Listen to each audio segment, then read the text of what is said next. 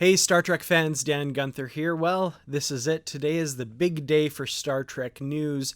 Unfortunately, this is just a quick video to kind of give you a heads up of what to expect on this channel in the next few days. So today at the New York Comic Con, we got two major trailers, one for Star Trek Discovery and one for Star Trek Picard. Plus, completely unexpectedly, if as you know from watching my last video, Star Trek Short Treks, the first episode of the second batch of those, dropped today on CBS All Access. And now living up here in Canada, I was thinking, well, okay, Crave TV will probably have it like in a day or two or something like that. But then Crave tweeted that Q&A, the first episode of this second batch of Short Treks, is available now on Crave. So, of course, I popped over, watched it. New Star Trek, an entire new Star Trek episode today dropped, which was completely unexpected. So, in the coming days, I will be having a review of that episode, as well as a comprehensive breakdown of the two Star Trek trailers that we got for Discovery and Picard. I just wanted to kind of share some of my thoughts today on those trailers, my initial reactions to those. So first of all, the Star Trek Discovery Season 3 trailer. This is the first we've seen, other than a few still pictures, of what's going on in Season 3. We, of course, know, and spoilers for Season 2, that the Discovery has gone forward in time 930 years and is now in the 32nd century. It looks as though we get a little bit of what remains of the Federation, or what the Federation is currently like. It seems like I don't want to say post-apocalyptic, but, you know, there's been some sort of huge shift and the Federation isn't what it once was. In this trailer, it looks like Discovery is going to come and kind of be the flame that reignites the spirit and the values of the Federation, which is pretty cool. I like when Star Trek talks about those ideals, and exploring how to rebuild that kind of society is a really interesting way to do that. So definitely excited for Season 3. I've only watched the trailer through once, so, you know, there's not a lot that I've been able to pick apart yet. I will definitely be doing a video dedicated to that. But in this trailer, we see a number of different alien species that we haven't seen in a while. Andorians, which we have seen in Discovery before, they do show up here. But we also see some Trill, which is really exciting. And I didn't catch this, but I watched Jessie Gender's video, and she pointed out that it looks like they might actually be in the caves on Trill with the symbionts. So I'm definitely going to have to rewatch and try and pick those out. That's really cool. But also, in one particular scene, I caught a glimpse of a Cardassian, and the most favorite to me was a Lurian, which is, of course, Morn's species, Morn from Star Trek Deep Space Nine. So I'm really excited about that. My fiance, her absolute favorite character in Star Trek is Morn. So she's not home right now, but when I show her that trailer, I know she's going to be pretty excited about that. We get a little bit of Book, that character, the new character for Season 3, as well as possibly the Federation president or some sort of high official like that, and also a glimpse of what looks to be the current Federation logo, which is significantly different and much fewer stars. So really interesting, the things they're setting up. I'm really excited to see where that takes us. And also, of course, we got some of that location shooting in Iceland, which is, you know, some environment that I really love, and it's going to be cool to see that in the show. So moving on from that to the Star Trek Picard trailer, which again, I only watched once. I only got a quick viewing of that.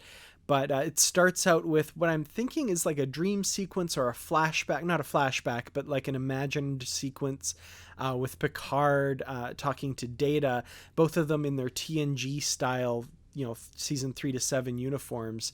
And that was interesting. I mean, Data still looks a little odd. They've de-aged him, but, you know, he doesn't look like he did in the show, but, you know, that's okay. It's his memory or whatever. Some really interesting things in this trailer. We get to see a little bit more of Seven of Nine. She's kind of being like this action hero type character. Definitely excited to see her again. We get a little bit more with some of the new characters. Daj, we don't really learn a lot more about them or their relationships, just kind of little hints here and there. What was really interesting to me was there's a glimpse of what appears to be an old-style 23rd century Romulan bird of prey in a few shots, which is curious. I'm curious how that comes into play. It looks like they're very faithful to that old design. Speaking of old designs, we also see kind of this computer-generated model of the Enterprise D at one point, or a Galaxy-class starship. I think it was the Enterprise D. I didn't look at the registry close enough in that quick shot we got, but it was really cool to see that. My favorite part of the trailer, however, is, it didn't reveal anything that we didn't already know, a couple exceptions, but we see Jonathan Frakes and Marina Sirtis as Riker and Troy. Now, the thing that people might not have picked up on if they haven't been doing a lot of behind-the-scenes digging is that they have a daughter. And we don't see her, but we hear her in this trailer. And if you go on IMDb, there's a credit for a Kestra in Star Trek Picard. And Kestra was the name of Deanna Troy's sister, who died at a very, very young age. So it makes sense as a name they would use to possibly name their daughter in honor of Kestra Troy. So very cool. I'm excited that these two have started a family, and it looks like they're not in Starfleet. I know Jonathan Frakes has said that they're in a non-military capacity, so presumably they're no longer in Starfleet. Definitely excited to see where their lives have gone. I love the final scene between Picard and Riker, where Picard says something along the lines of, thank you for not talking me out of this. And Riker puts his arm around Picard and says, I know better than that by now, or something like that. It's just a really touching scene. I love these characters. So definitely excited for Picard. And we got a release date, of course, for Picard as well. January 23rd is when Picard will be airing. So sooner than I thought. I thought that they have a lot of leeway with that early 2020, right? There's a lot of space they could take up there, but going for definitely early 2020, January 23rd. Mark your calendars. It's going to be a big day, definitely. The short treks, as I said, have already started airing. There's one revealed today. There's a schedule for them as well. I'll talk about that in an upcoming video. I did watch that episode, Q&A. I enjoyed it. It was great to see Spock in number one again. And, they're kind of pulling more from Star Trek lore. It was nice to get a bit more of a showcase of number one and a little bit of an understanding of her character, and a definite confirmation that her name is Una, which is taken from the novels, which, of course, I'm a huge fan of. So always really giddy when they borrow stuff from the novels. It was an interesting bit of insight into Spock at this period in his life as well. And unexpectedly, we did see Pike at the end of the episode as well. I thought this would be just a number one and Spock showcase, and we wouldn't see any other characters really. But we did get a little bit of Pike right at the very end of the episode as well. So I'm excited to do a full breakdown and review of that episode as well. So stay tuned for that in the next few days.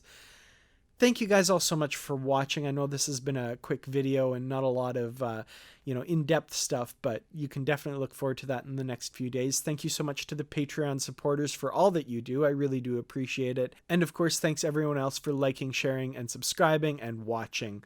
I really appreciate all of you very, very much. And your insightful comments. I always love the comments you guys leave. So thank you again so much. I'll see you all in the next video, which should be very soon. Until then, live long and prosper.